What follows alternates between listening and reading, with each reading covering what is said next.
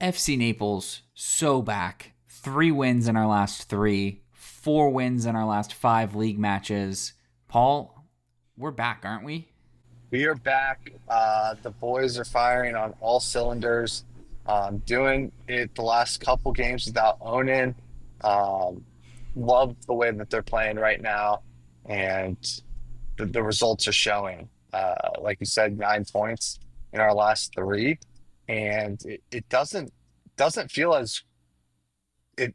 We're playing better than it feels because we had those League Cup matches in between, but you're sitting there on 13 points in our last 5 league matches. Um, it seems like they've refound the rhythm we had in the early season. Yeah, lots of 2-1 wins, too. Looking at it, 2-1 win against Westchester. You got the 1-1 on the road against AV Alta, and then 3-2-1 wins in a row now against Richmond back on August 2nd, and then South Georgia at the weekend, or South Georgia on Wednesday, excuse me, and then Texoma on Saturday night. Lots of 2-1 wins. I think we're going to be recapping the South Georgia and the Texoma game today. But just seems like we've kind of found something now, just kind of changed the way we play slightly, but just a real gritty team that's able to see these wins out. Yeah, and we mentioned that 1-1 draw really felt like a win. And in about the 93rd minute, 90 plus three yesterday, I was getting a little nervous that we were going to have to recap how a draw could feel like a loss. Um, they were putting a lot of pressure on us late, and they were able to weather the storm and walk away with all three. Felt like late in that game, got a little complacent. Seemed like we were comfortable with the two nil lead. Um, and our time wasting, I think, could get a little bit better. And I'm not talking about what Delgado was doing because Delgado was phenomenal with it. Even the ball boy helping out. That you probably weren't able to see that at the game, but on the TV, I think it was like the 90 plus three or something. We got a goal kick, and the Texoma player last night was trying to go get the ball from the ball boy, and he refused to give it to him. And eventually threw it to Delgado, who was able to waste probably 30, 45 seconds just getting the ball from the ball boy. So big shout out to that kid doing his job. Um, but there are just a couple opportunities in the Texoma game specifically where there was one shot in particular I think I texted you about where I think it was Teray. No, Teray had been sent. I forget who it was.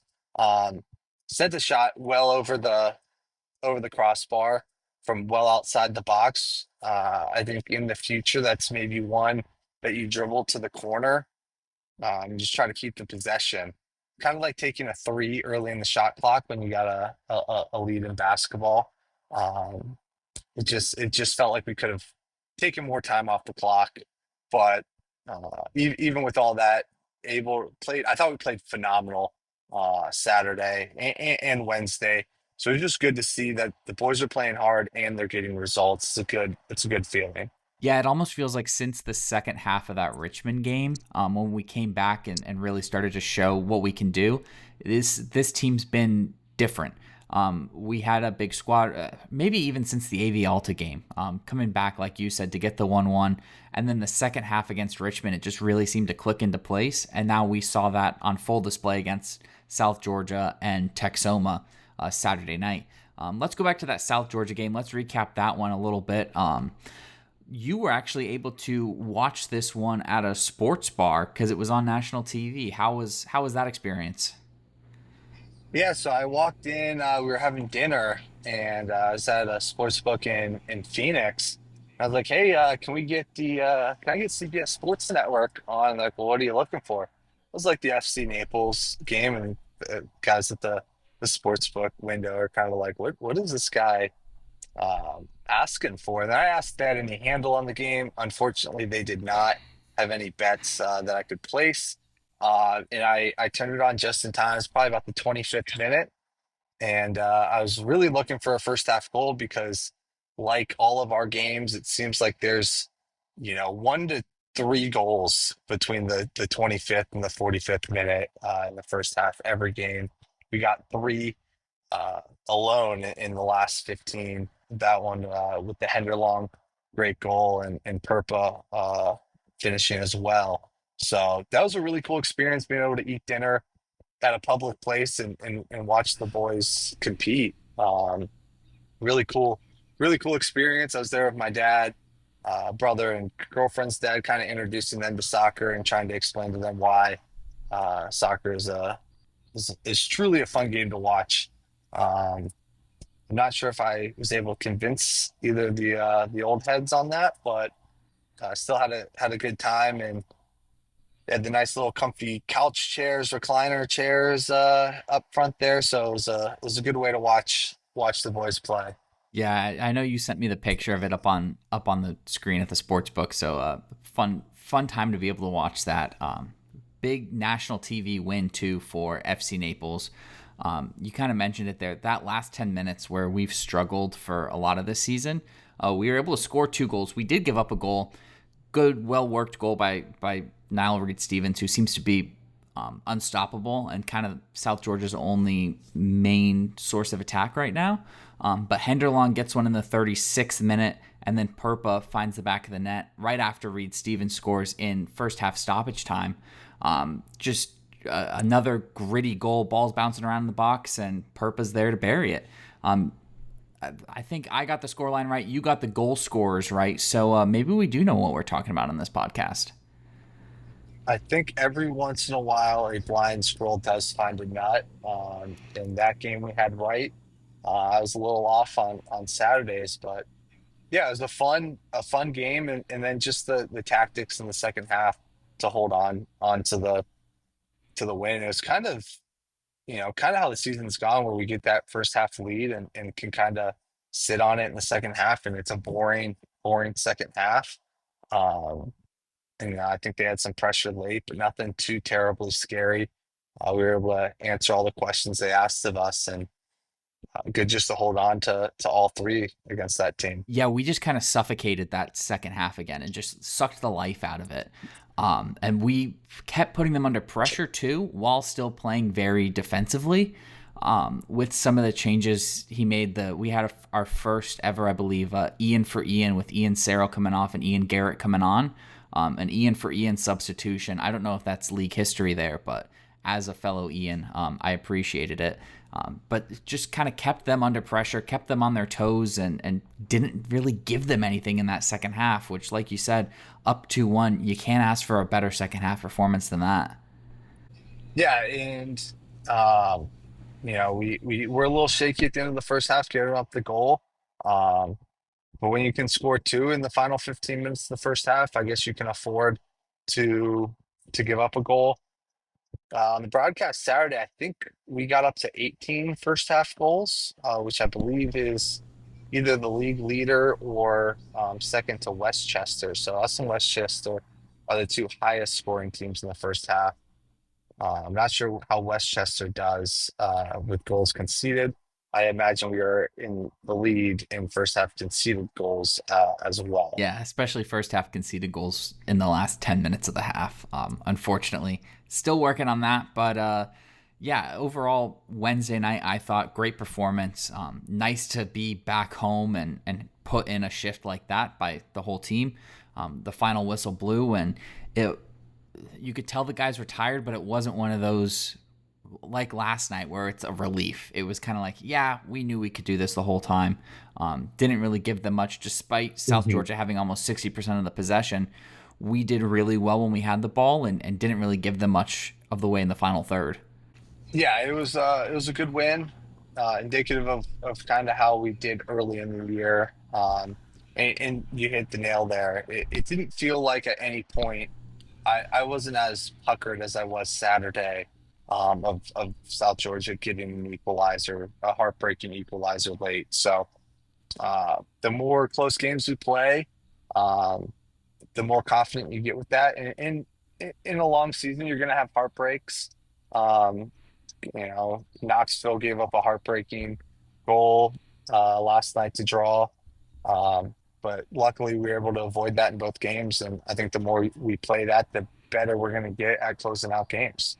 Yeah, the more when we do have the lead, it seems like you said last night, we got a little complacent. So let's jump into Saturday, actually. Let's start breaking down that one.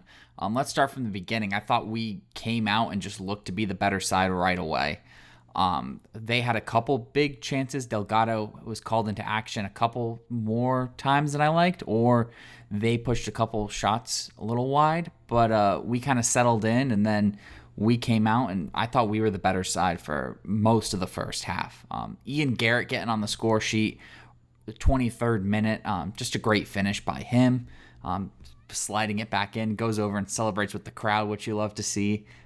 That was a great goal by him. Fun to see him get the start and then get on the score sheet early. Yeah, I loved how we came out with that high press. That was something I feel like we haven't seen this year, where we were kind of trapping them and um, real high, keeping the ball in the back. The goalie having to play it sideways, not able to play it forward much. Um, we didn't take we didn't capitalize on it early, but you mentioned I think 25th, 28th minute or 23rd minute maybe. 23rd, yeah. Um, Garrett gets the goal, and then they kind of were knocking back a little bit for the rest of the first half, and then just what an absolute beauty of a goal of the year candidate again.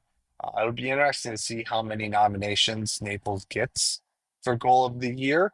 Um, I believe the keeper was, I think Garcia was his name. He had to have been kicking himself for letting that one sneak in.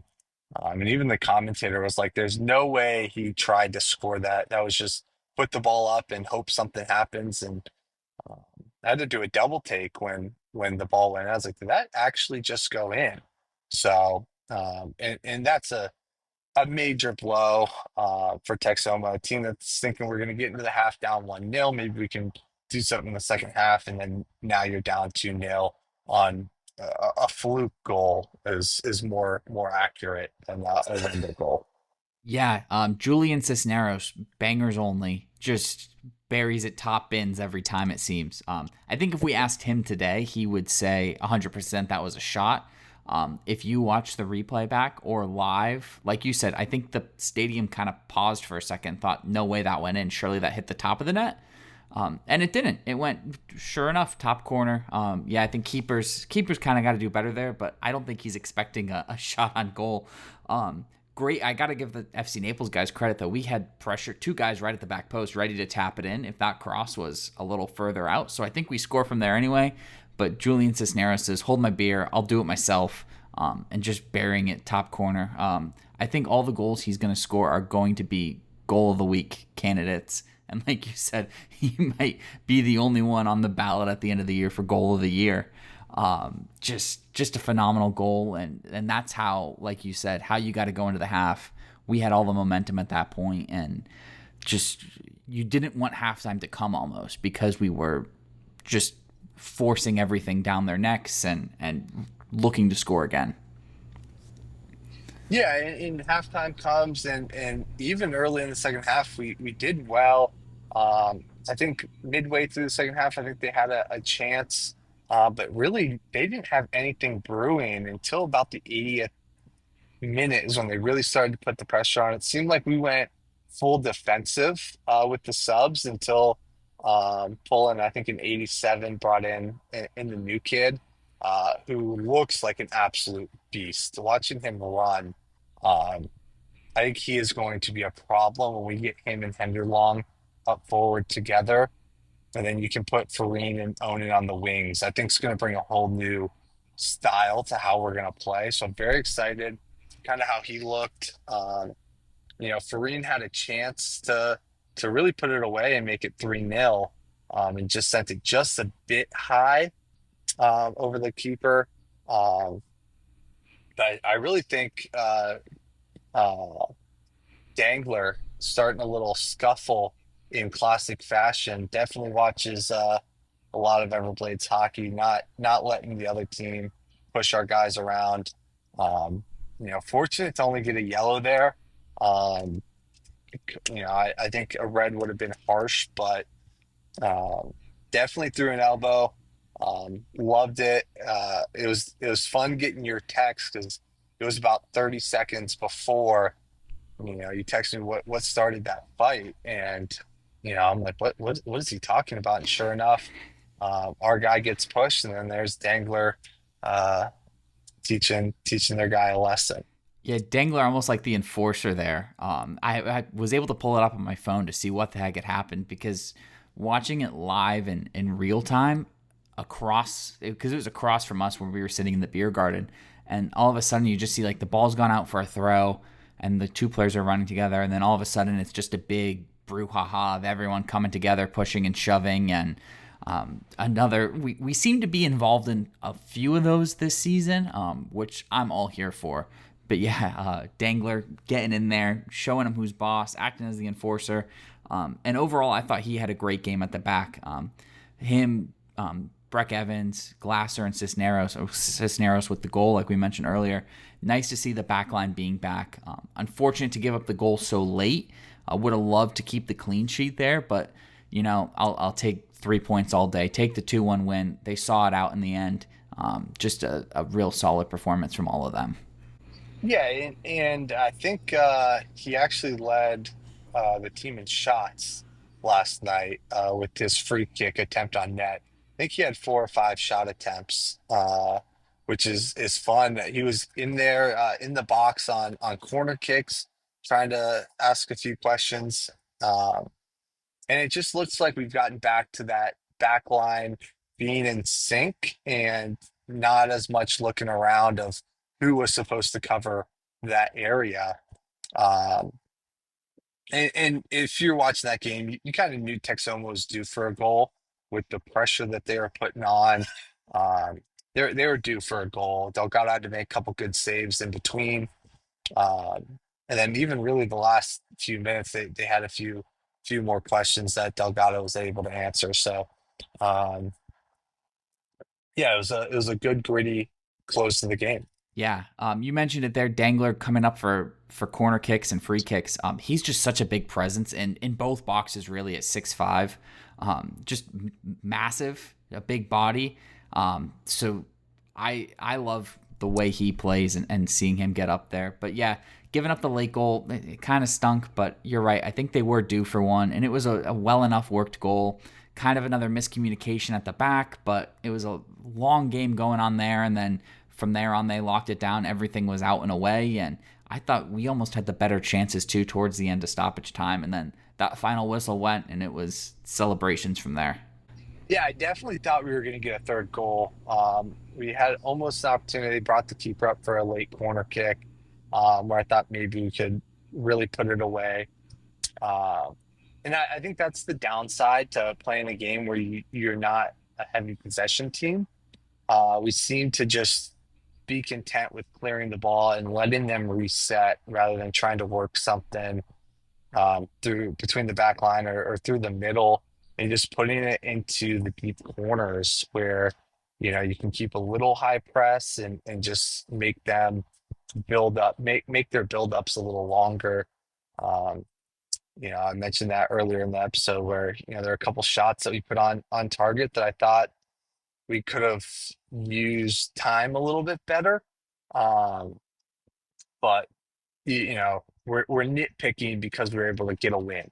I think we would have a different tone if we blew a 2-goal lead in stoppage time. Um, so they definitely closed with the momentum, and I think we just got a little too conservative, uh, which I think I'm okay with the 2-1 lead being that conservative. I think with when you're up 2-0, still being aggressive offensively is okay. Um, because goals are hard to come by, and if you can get that third, I think the risk of getting that third goal with the potential of giving up their first goal, I think is worth having a little bit of a higher press, a little bit more aggression in the offensive side. Yeah, that 2-0 lead is almost, I've always felt it's a scary lead. And 2-1 games are my least favorite games to watch just because it is so scary. But the 2-0 lead, it's hard because if you go back and sit super defensively and then give up a goal, now you've lost your attack and now you've really got to lock down, and they've proven they can just score against this super defensive formation where also, if you go for it and give up a goal, okay, now it's 2-1 and they're within, striking distance, and you're going to miss out on 2 points here. So it's a little scary.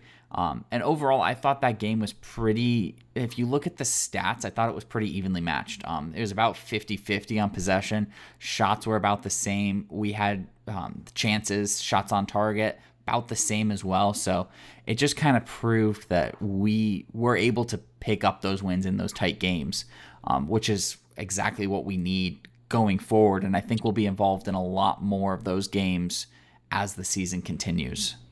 Yeah, and there wasn't really much end to end. I think there was only, one or two times where the ball went end to end and back.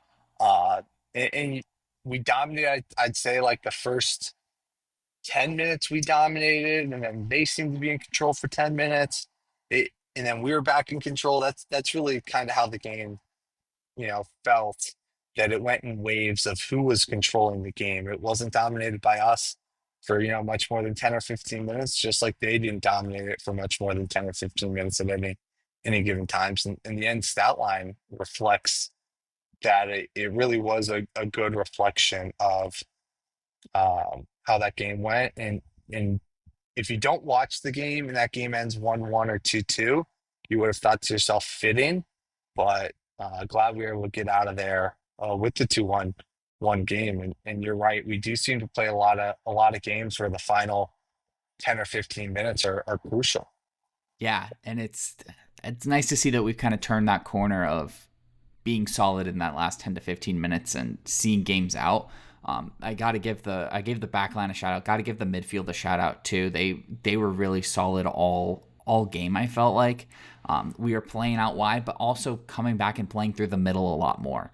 A lot more passes I felt through the center circle, which we hadn't really Mhm. seen early on in the year. So being able to hit these teams in transition, taking the ball off of them, it was pretty evenly matched possession, but we were still able to do what we do best on the counterattacks, and then playing that high press and trying to put them under pressure. Their goalkeeper, I thought, was good at distributing the ball, but anytime he had any pressure, we were right there and making him make mistakes and winning the ball back in the midfield. So it was fun to see. It's nice to see us kind of adapt to the different playing styles of other teams, where we were able to kind of sit back and just give South Georgia a big hug almost and suffocate them and say, nah, you're not going to get in our final third.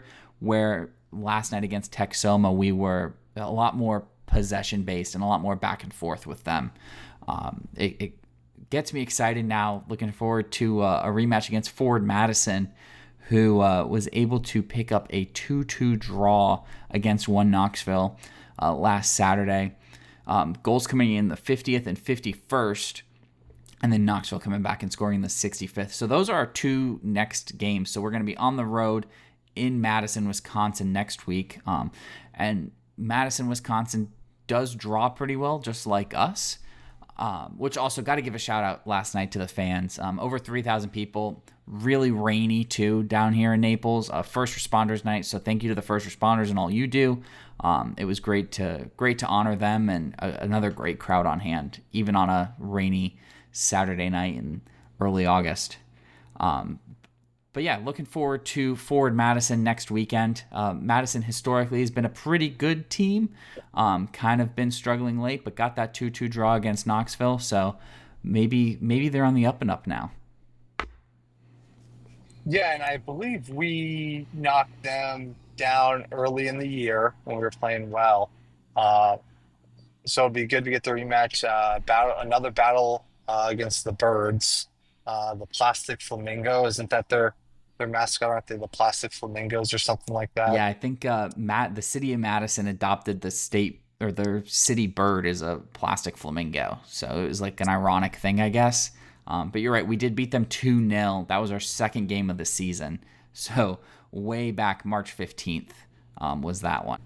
Yeah, so I think the the guys get a much deserved rest. Played on a short week Saturday. Now they get a week to recover. Um, and travel. One note from the broadcast, Texoma, before we go fully into Ford Madison, was the Texoma coach apparently drives. to every road game. He he drives his car so he can go with his wife and kids to all the road games, which I thought was crazy given the widespread USL League One. So that was a fun fact. Um, and it's probably a little bit easier when you're kind of centralized, but that's a 15, 20 hour drive from Texoma to Naples. Is that something that you think you would ever try to do, Ian? Trying to drive to all the USL League One uh, games? No, no. I think we have airplanes for a reason. I think that's really cool. I think I wonder if he's trying to run some sort of scheme there where he can deduct the miles then on his tax return as Mm. business miles. But no, it sounds like he enjoys the time with his wife and family. That is very interesting. Yeah, USL League One, very far reaching to all corners of the country. So lots of miles he's getting then. Yeah, I think your kid has to be a certain age. I don't think Thomas would enjoy the 48-hour drive to AV Alta or the probably 72-hour drive to Spokane. Yeah, yeah, that would be a lot of stopping. I think with a 2 year old in the car. But yeah, looking at Ford Madison, I think we touched on it when we played them early in the years. They are kind of a historic staple of League One. Um, they seem to be going in waves, but I think that when we're playing the way we're playing right now, I think there's no reason that we shouldn't expect um, points even on the road and be hopeful for three. Even Spokane is a top of the table, and we beat them early in the year. So um, now that we're back into form, kind of a good time. Good time to come back into form, and hopefully we can go to Madison and walk away with something. Yeah, Madison is in a playoff push right now. We should have led off with this, but we currently sit third place, having played 19 games. So the teams above us have a game in hand, but we're sitting on 32 points with a +5 goal difference. The leaders, Spokane, they've played 18 and they're sitting on 35 points. So we're right there. Even if Spokane and Chattanooga have a game in hand, we do have games. We don't have a game coming up against Chattanooga, but we do play Spokane the second to last game of the season. So maybe room there to pass them. But Ford Madison currently sitting 11th on 18 points, and then Texoma's taking up the last playoff spot right now on 21 points, having played 18 matches. So Madison trying to get into the playoffs. Like we've said, you get into the playoffs, anything can happen, but they've got to start picking up points. So some pressure might be on them to start winning and finding their form. Like you said, we're coming in form, so I kind of like us to get all 3 points. You got a match prediction or scoreline prediction for this one? I mean, can you do anything but 2-1 with the way we've been playing? I think four of our last five have been 2-1 in league play have been 2-1. I think I think that's a good score line. And I like the new kid to get on the score sheet. I don't know if he's going to play a full game or if he's going to be another sub. Um, but I like a 2-1 game. I like it. Yeah, Dominic Baststein, he came on there 87th minute, like you mentioned. Looked really good.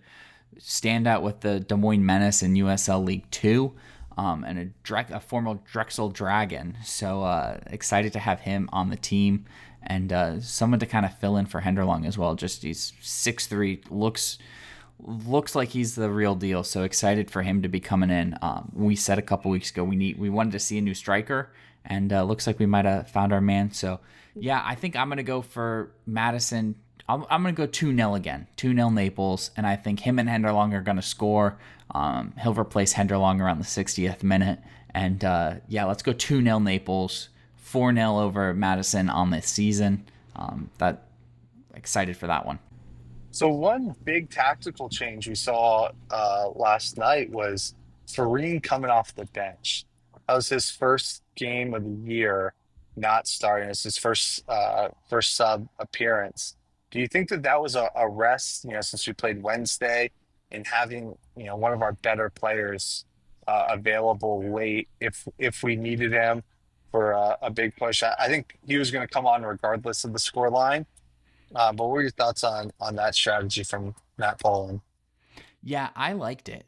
We saw, I think, in the last game against South Georgia, Ian Garrett come on to replace Ian Cerro, actually. So it seems like he's kind of rotating those midfielders there.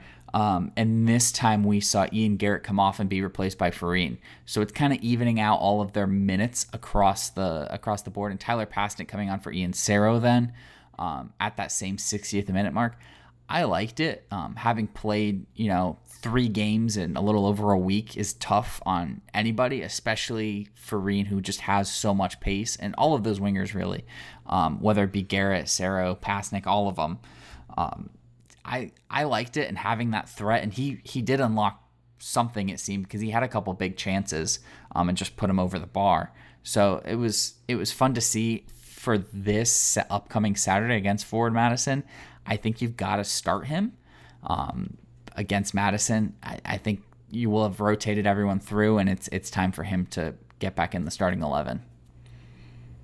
Yeah, I think that's really, one of the positives, if you want to be optimistic, of Onan being out is we've had to fill that void.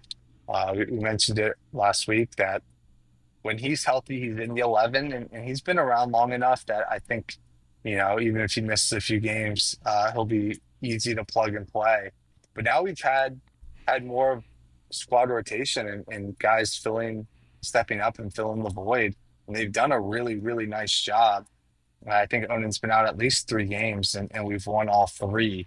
So you need depth if you're going to play this many games, and Naples has proven that they have that.